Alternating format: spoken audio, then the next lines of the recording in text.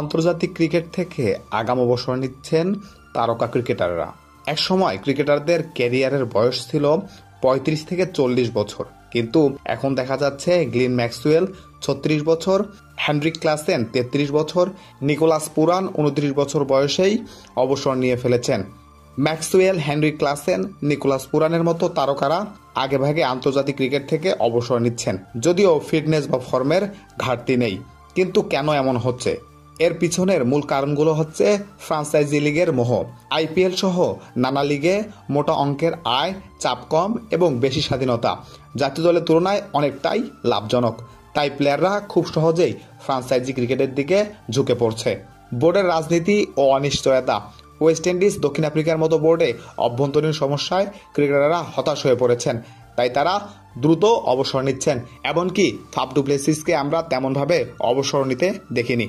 খেলার অতিরিক্ত চাপ ও মানসিক ক্লান্তি, বছরে প্রায় ১২ মাস খেলার ধকল ও বায়োবাবলে অভিজ্ঞতা অনেকের জন্যই মানসিকভাবে বিধ্বংসী হয়ে উঠেছে।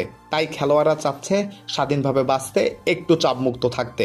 আন্তর্জাতিক ক্রিকেটের আকর্ষণ কমে যাওয়া, ফ্রাঞ্চাইজির গ্ল্যামার, অর্থ এবং সুযোগ এখন অনেকের কাছেই জাতীয় দলের চেয়েও বেশি প্রাধান্য পাচ্ছে।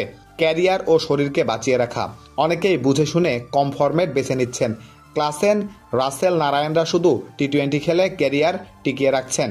আন্তর্জাতিক ক্রিকেট এখন আর একমাত্র গন্তব্য নয়, এটাই বাস্তবতা। যতক্ষণ না আইসিসি ও বোর্ডগুলো আন্তর্জাতিক ক্রিকেটকে আরও লাভজনক ও খেলোয়াড় বান্ধব করে তুলবে, ততদিন এই আগাম অবসর ট্রেন্ড অব্যাহত থাকবে।